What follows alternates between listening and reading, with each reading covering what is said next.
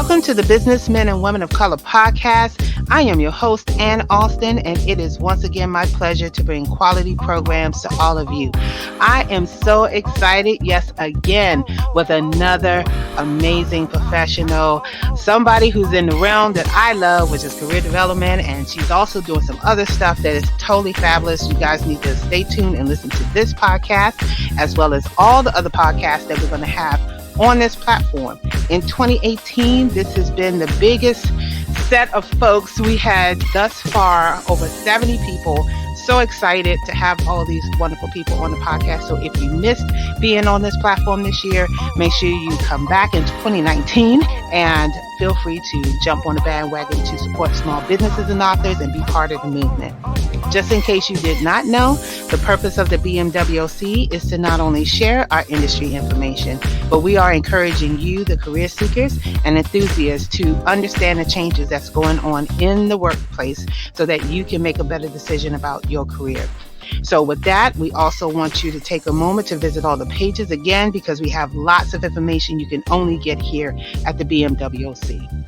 Before we get started with our interview today, we would like to take a moment to thank our corporate sponsors, which are Cat Sereno LLC, Cheryl Wood Empowers, Concern and Learning, Evangelism Radio, Genesis Preferred Solutions, J Coach International, Nels Tax Help, My Financial Home, Power, STCI, and the Student Teacher, along with our other business affiliate sponsors, and everybody who is on this platform to support this event.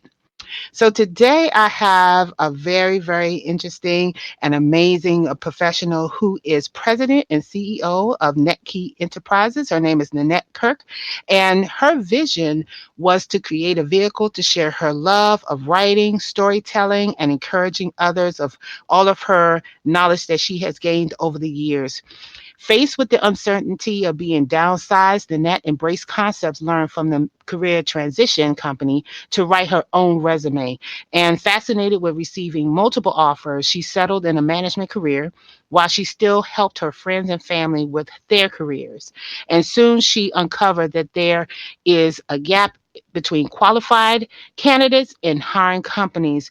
And that's how she formed NetKei Enterprises. So although her goal was to help highly qualified people shape their careers, she, at the same time, will hope that other companies will find their future employees. And so she went on to do some other stuff, and she's going to talk about that here today. Hey, Nanette. Hi, Ann. Thank you for having me. Yeah, thank you. I just love interviewing fellow career enthusiasts, and I'm gonna tell you right now, girl. Tell everybody where you're from and how did you get into career transition? You mentioned a little bit of it, but I want to hear your story. Oh, thank you. So I'm originally from Indianapolis, Indiana, born and raised, and throughout my career, I actually moved around the country a lot and then eventually settled into Maryland. I moved to Maryland probably, I think it was about 2011 for a company. I spent 20 years in distribution management for some very leading, well-known retailers. I worked for Target, Kohl's, and actually Kohl's is where I really ended my management career, I guess if you say, in terms of working for someone else. So I'm very, very excited to be full-time into the career services industry.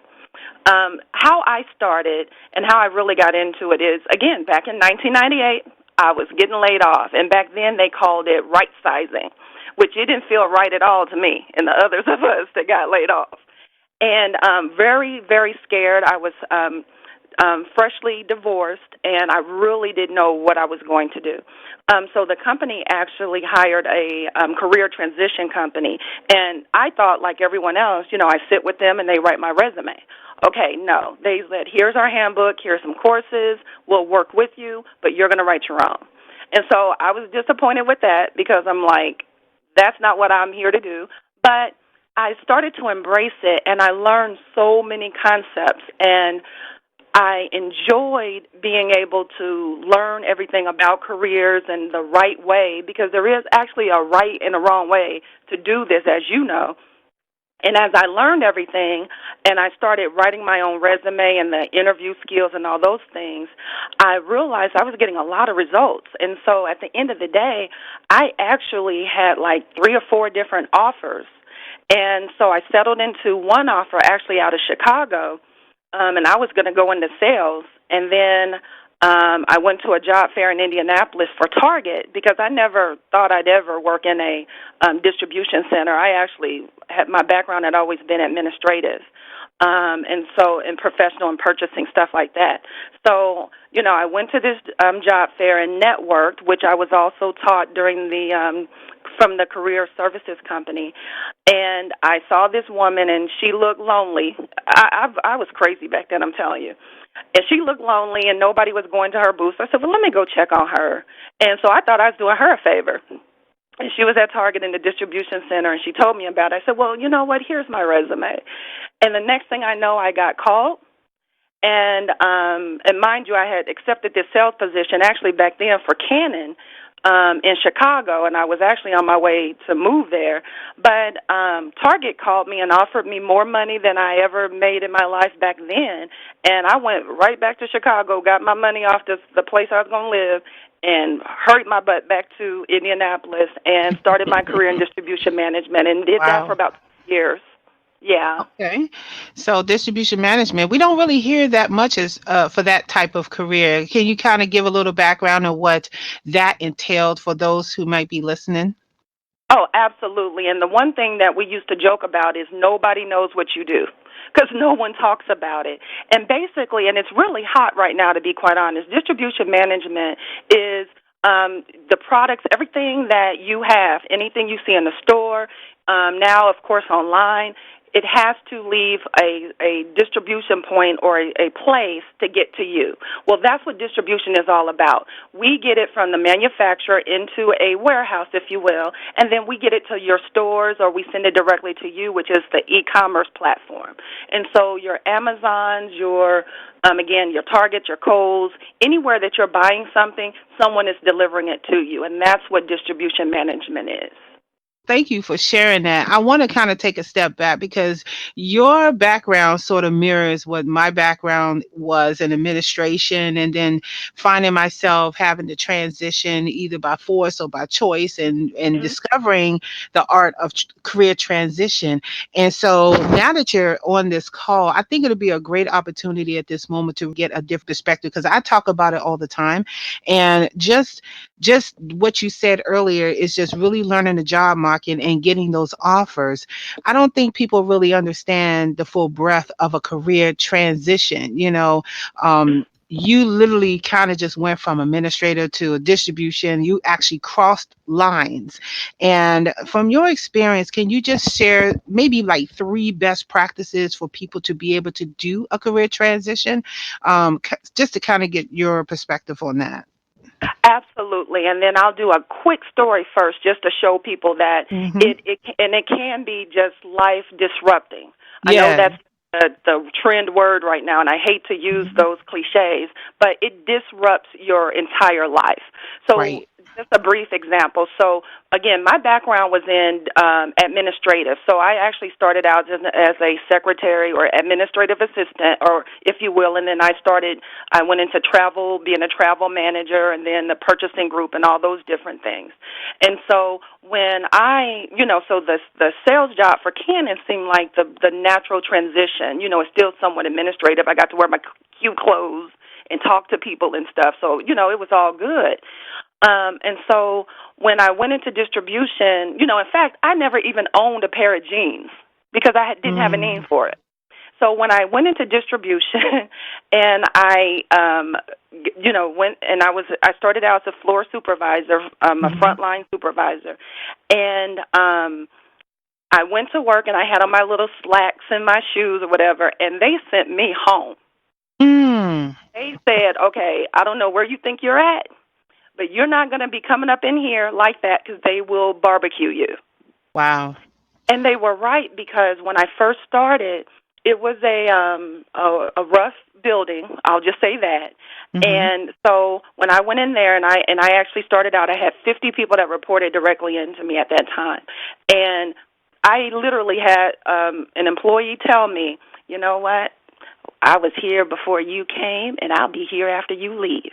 So if Yeah, you I just used to do what people I used say, yes, I yes. remember people used to say stuff like that back in the Oh day. my God, I was terrified. But then I was like, wait a minute, the true me came out, and I had to take her in my office and let her know, you know what? Nobody will ever believe that I will jack you up, okay? So no, Wow. you're going to do what you need to. I had to go there because I had to show that I was, that I couldn't be trifled with, because Right. it really was, because I formed this perspective. I was young. I think I was like, I wasn't even quite 30 yet. So, and most of my employees were in their 40s. So, they looked at me as like some young kid, wet behind the ears. So when I got that threat, I had to toughen up, and I was able to do that. And but I actually ended up learning, getting their respect, and because I really cared. And at my first group was mainly women, and just to hear their stories, and then to be able to motivate them into um, making their goals and stuff, and then to see that the light shine in their eyes when they accomplish something, because a lot of these folks, no one ever told them that they could do it. No one cared enough to listen. So that's what motivated me to go Mhm. into career working with people on their careers. So with that being said, the Mhm. three tips in terms of career transition is: the first, confidence, to understand that you can do it. Because if you don't understand that you can do it, then you will fail. I mean, that's just really what it is all about. You have to make sure you're being true to who you are. You have to make sure that you're confident in who you are and that you know you can do it, but also that you know who you are, so that no one else is telling you who you are, and then forming this mold of you that is not sustainable. That's number one. Number two is not to be afraid to network and get out and talk to people and get outside of your comfort zone. Because I never would have imagined that distribution would be the life for me. But I would not take a thing back. I loved it so much, and I enjoyed it so much, because the people are as real as you can get. But you also have that piece of where you're solving problems, that you're thinking about your customers, and you're making sure that you're taking care of them. So what's the easiest way to get whatever it is that you're distributing to them? And so there's so many satisfying things about that. So the first thing is to be authentic and confident. The second thing is to network, get outside of your box and think outside of the box. And then the third thing is do your best. You're going to have to put in the work. There's no other way to say it. You're going to have to research. You're going to have to get to know people, and you're going to have to just do the work, whatever that is. You said some really good, interesting points. And I want to add three more things to your list from my perspective of learning career transition, because, yes, you have to do the work. And part of doing the work is just always consider yourself in a transition. That will be number 4 on the list. Always look at the fact that you will transition, because change in the job will happen. It's just a matter of when. But you also have the ability to prepare for it, so that when it does happen, it leads me into, number 7, which is always have a coach or someone to help you make sure that your resume is up to date, that you are matched with the current skills that's in demand today. So that's number 7. And then number 8 will always be, always look for the next skill that you can add to your background, to your knowledge skills, to whatever it is that you do for a living. And if it's something that's outside of what you do on a daily basis, that's a plus, because that it can give you a bridge to the next jump, whether that would be, administrative assistant to a lawyer, or maybe you're doing something else and you're a lawyer, maybe you're an accountant and you want to go into physical therapy. You have to have a bridge to lead to the next jump. And so for those are the 3 main things that people should still keep in mind: is make sure you always know you're in a career transition, and make sure that you are always matching your skills and learning something new. Absolutely, absolutely. And to that point is always have a plan B, Oh yeah. because and a plan C actually, because there could always possibly be someone that's better, and that's one of the things I hear a lot from some clients are that, you have to understand that you have to figure out what is the thing that is unique to you, what is the thing that Hmm. differentiates you from the others, and then capitalize on that and illuminate it so that, and let the company know what's in it for them. So a lot of times, even when you think about your own career or when you think about even writing a resume, we tend to want to talk just mainly about ourselves. But you can't do that. You have to actually write your resume that for the reader and let them know what's in it for them. If you were able to turn around the company by creating a program, a diversity program, then you need to make sure that you're capitalizing on that and letting them know that I can do that for you as well. That's one of the key things as well, I think, is so many times Hmm. we get so wrapped up into our own situation that we Right. write it for ourselves and not for the people who we want to attract. Right, absolutely. And I'll add this one last thing, and then I'm gonna ask you another question about NetKei Enterprises. Is that too many times, and I would say, no, matter of fact, not too many times, but most often, when you're talking about writing it for the reader, it's not really to impress them with the companies that you worked for, because that's just an organization you work for. And like you said, capitalize on what you do. Too many times I see resumes where they try to give me or whoever's reading a paragraph of the organization for which they work. Like that is supposed to be impressive. And yeah, it may be, but the emphasis is not on the organization, whether they're 500 Fortune company and all that kind of stuff. That is not going to get you the job. What's going to get you the job is, do you have the skills and the capability that I need for the job that I'm hiring for, because I'm justifying paying this person based on the skills that they have. So if you do not have that, then it doesn't matter who you worked for, you're not going to get hired. That's And I right. see this all the time. So if you're one of those people listening to this podcast, don't get mad at me when I tell you to take that off your resume immediately, because having paragraphs on there to just, to talk about the organization does not get you the job. What gets you the job is really talking about your core strengths and what you did in that organization and how you contributed to that organization. That's what people want to see.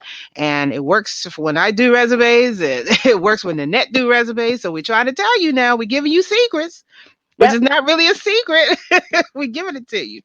So, Nanette, for Hmm. NetKei Enterprises, is it just you doing the career aspect, or do you do other parts of any other type of professional development services? I actually also do career coaching. I do LinkedIn profile optimization. I also do some motivational speaking or motivational type things, because the other thing is people also need to be encouraged. I also do interview prep. I do a lot of that. I have resume and cover letter templates, so if you decide to write your own resume, I have templates that are ready for you. You just put in the content. I also have a course on how to write your resume. So I have a lot of things in free white papers and all kind of stuff to help people in their careers. Yeah, absolutely. And so, do you also do workshops or events that people can come out and get that kind of help from you? Do you do that as well? Absolutely. Okay, talk a Yes, little bit about that. absolutely. I actually do workshops, and a lot of them are customized to whoever the audience is. But I do resume workshops. I have people actually bring in their resumes, and we review them, and we go over some of the things that they can do to improve their resume, so they're actually able to engage. I also talk about career transition. I talk about interview and prepping for interview. And the biggest thing that I've been doing a lot lately is the networking piece, is understanding that you cannot be afraid to reach out to people that you Hmm. don't know. And I Right. get it, because I hated talking to a lot of people. I thought some of it was fake.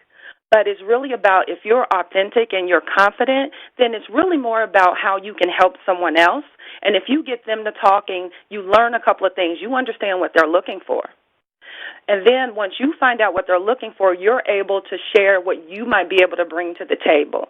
So I talk to people about networking in the sense is going from the perspective of how you can help and how you can give. And that tends to make people a lot more comfortable, and then they're able to build some lasting relationships. So lately, though, because I do have a senior mother that I've been having to help take care of, I've actually done a lot. I'm doing a lot more online stuff now with webinars and different things. And I actually do have one that I'll be doing here in a couple of months, that I'm actually rebuilding everything in terms of looking at your resume and then going into the interview process, networking, and then even negotiating salaries and things like that. Because that's the other question that people struggle with is, do I have to,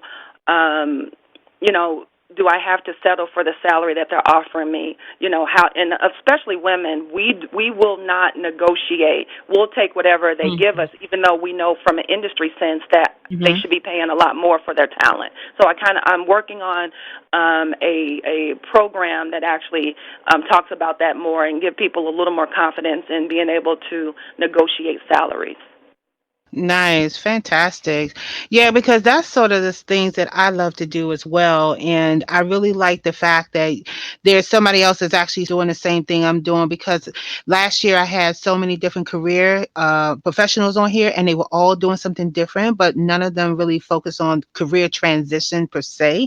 So I'm excited that you're on here, because I feel like we're a team. We're just walking around just doing all this stuff for great people. And what I want people to hear, and they're going to hear this over and over again, is that you have to network. Network is the lifeblood of a business, period. It's the lifeblood of your career too, because without building at that professional network, you don't have a way to, it's like Dorothy, if she didn't have the yellow brick road, which direction would she really go? You know what I'm saying? So you have to have that. And people need to understand that you could either do this on your own if you just do the work and figure it out for yourself, or invest in a coach like you or like me or like some of the other people in the BMWC that can help you and guide you to what you need to do. And what's really nice is that we also teach you how to do it for yourself, so that you can be more productive, because this is a life changing, it's like ongoing. So for as long as you are working, you're always in transition. Even if you stayed on the job 10 years, at some point that 10 years is going to come to an end, and you're going to have to figure out what the next move is going to be. And So to your point, because uh-huh. technology is moving so fast that Absolutely, you yeah. really don't get to wait when 10 years come to decide what's next. Mhm. You have to be on top of the technology game, and it doesn't matter what industry you're in. You're going to have to find how to be innovative and how to leverage tech in whatever career you're in. And unfortunately, I see a lot of people, and especially some of the older workers who Oh my goodness, just are yes. resistant to it. Eh, And you just can't. You will yeah. not find a job. I'm telling you right now, you have to get out of your box. You're going to have to stop thinking. Even you can't think like this is the 90s or the 80s or even the early 2000s. This is 2018, and you have to be innovative. You have to be open to feedback. You have to be open to learning. And there's stereotypes out there that already places ageism is real. Oh It's real. yes. Oh yes, I And could tell you. I could tell you. I didn't mean to interrupt, but I can tell you the last 3 or 4 workshops that I had, the people who came out were 50, 55, even 60, who really could not afford to not, I mean, to be retired. They had to go back to work. They had mhm, a lack in technology skills, just as something as simple as Microsoft Office. Yeah. with Office changing from 2003 to 2007, and now you have 2016, and now you have the cloud, Office 365. They didn't know how to operate these things, and so their struggle, just like you defined, is, how do I fit what I know that is clearly outdated into today's demand? How do I fit in? And it's really a struggle for them to do it. And so technology is definitely one of those ones where they're like, oh, why do I have to learn this new technology? Because if you don't, you'll never make it. Um, I get more of those type of people than I get young people who want to find a job, believe it or not. Because And I it's, do. you do too? Oh yeah, and then the other thing is, and I get it. LinkedIn is for, and Ann, actually, we were talking about this a little earlier. LinkedIn is a professional networking platform, which means and of course you want to be with like people, and if someone posts something about, companies suck and nobody's hiring the older workers, and then you're co-signing and amening and preaching and all those things, you will not get a job doing that. Amen. Amen. People, Yeah. when they research, they are going to do a Google search, and what's usually going to come up first, unless you have a website or something like that, is your LinkedIn profile. Then they're going to go into your profile, and they're going to look at your activities. And if they look in your activities and they see that all they see is you complaining about how companies aren't fair, recruiters suck, I'm not paying all that money for a coach, and with all this negativity and nothing about your skills and what you can offer a company, you will not get a call.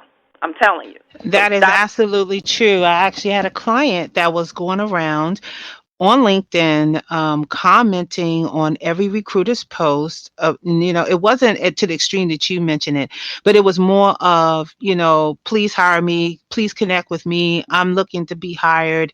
And it was definitely on posts that didn't even have anything to do with hiring per se. They just wanted to reach out. And by the time, you look at it, just like you said, not only are they going to look at LinkedIn and go through your feed, they're going to go through Snapchat, Twitter, Yep, Facebook, Pinterest, Google Plus, any place that they can find your name, articles, newspaper stuff. I mean, anything that you have been into publicly that is on the internet that you may or may not even know is there. They can exactly. even find your photo. Just Google it and look up. You can look up Ann Olsen right now. My picture's everywhere. People gonna know what I look like. Okay, so if you are not careful, just like Nanette said about your background, it can affect every aspect of your career, and also if you're a business owner too, because the same thing. If business owners want to collaborate with you or give you funding or anything like that, they will do their research before they hand you one penny. They're going to go out there and they're going to see exactly what your business has been up to. Who are you network with? Who are you in collaboration with? All that kind of stuff. They want to know before they give you any money. And so you got to be really careful because one lady in particular who was on the podcast, she mentioned about professional branding, talking about how businesses really need to focus on what type of branding they're doing for their business and for Hmm. their career. And it's really important. So yeah, me and Annette, we're gonna go all day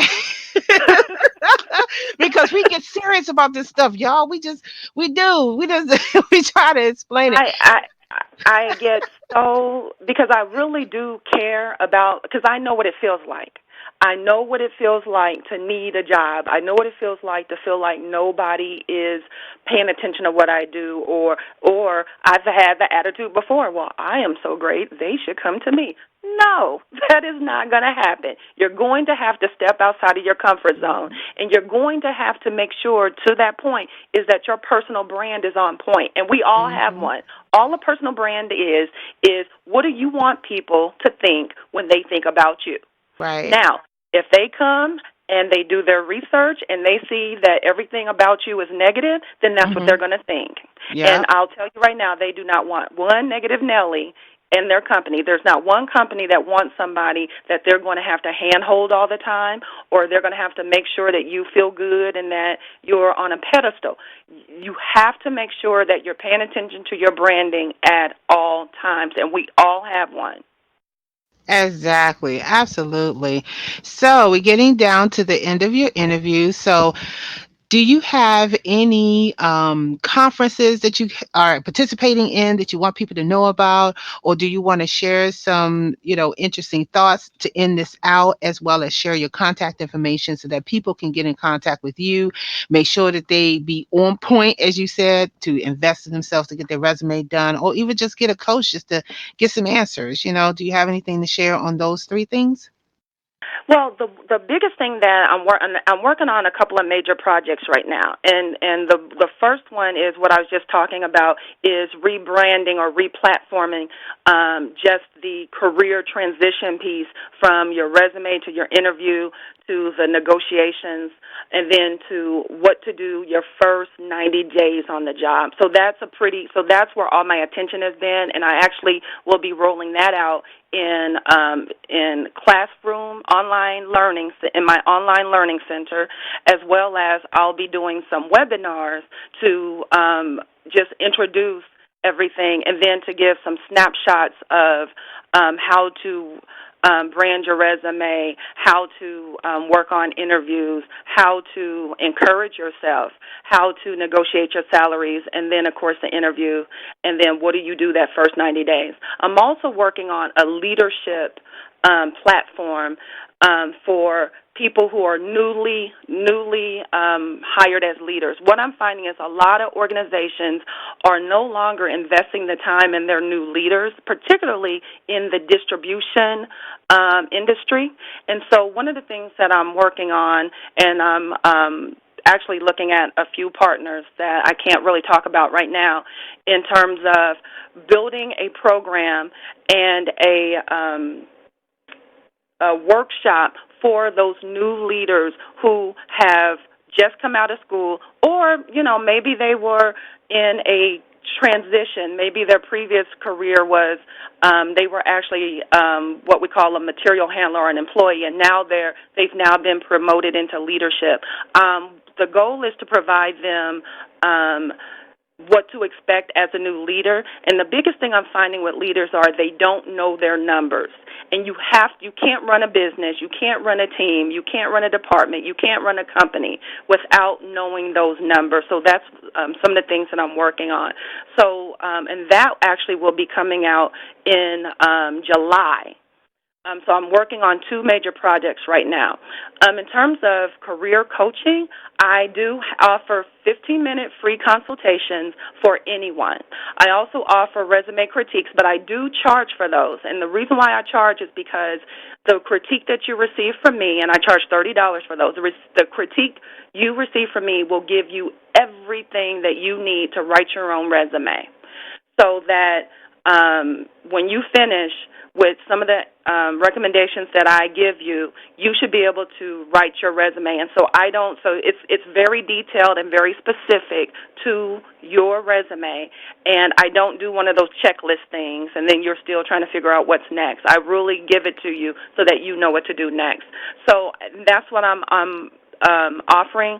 Anyone that's not sure that they need a coach, or you need a coach but maybe you can't afford it, then I have online classes for you. And again, we do the free 15-minute consultation because my goal is to make sure that I'm helping people. That's my number one goal. But I got to eat too, y'all. So, That's there is a right. price. Okay? There is a I price. mean, yeah, I think that if anybody goes out there and find career coaches or someone who's a professional resume writer, and what they're going to find is that they're charging Mm-hmm. hundreds of dollars to do what Nanette does, what I do.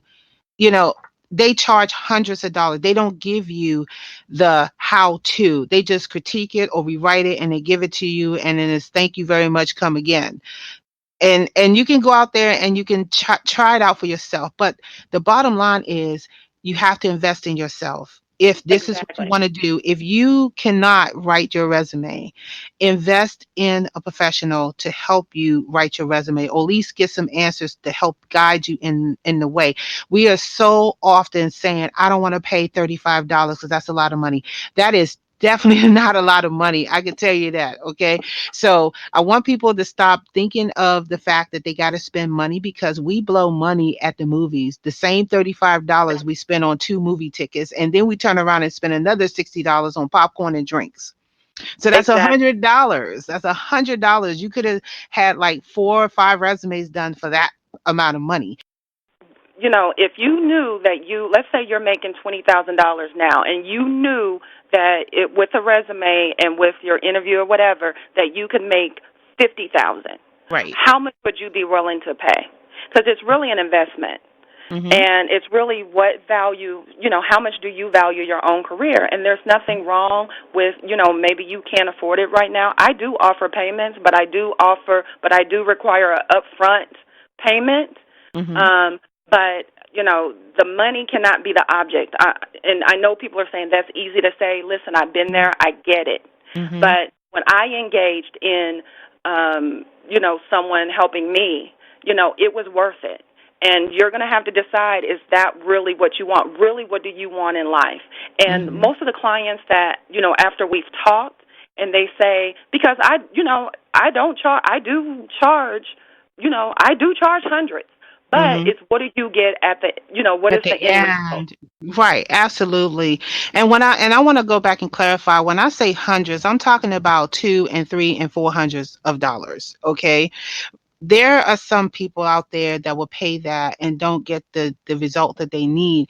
But Absolutely. it but the point of what I'm making as far as career transition, as far as getting a coach for the minority community specifically, is that we have to get out of this thing, and this is for any businesses too. We have to get out of this thing of not wanting to patron another minority business because of Absolutely. whatever reason.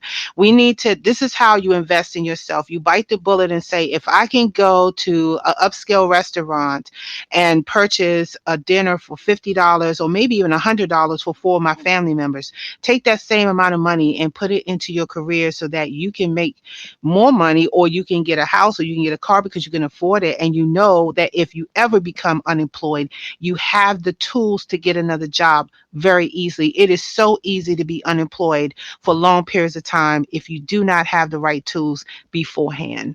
Mhm. So, and I wanted to like kind of end with that. Give them your contact information real quick though, Nanette, because we're coming down to the end of your interview, and then I'll do a closeout. So anyone that wants to contact me can go to my website at www.netkeienterprises.com, and there's a contact sheet on there. Also, you can call me at 410-260-0653. But really, if you do the contact page and if you go on my website, I have all kinds of information on there that will give you pretty much everything that you need. And then again, schedule that 15-minute free consultation, and let's get your project started. Absolutely, absolutely. So, as you could tell, we are both very passionate in this podcast because we both struggle to get this information out and to get people to come out to these events and learn. So, even if you have a job already, it doesn't matter. What matters is, what do you do if you don't have a job? Do you know what to do? Do you have your documents ready? Is your resume on point? Is your brand straight? See, this is what you need to practice on, and that's the investment. And so we're going to keep on preaching this until the cows come home, because we are so passionate, so that we want you to be successful, and that's really the end goal of it. So, Nanette, I want to thank you for coming on the podcast today. You know, you got me spiced up over here, got me up here wanting to come across the podcast. Thank you so much for I really, having me. yeah, I really appreciate all of that, and sharing all your information and everything. I'm just really excited to have met you. Thank you. It's been an honor. It really, really has. I've enjoyed it. Okay.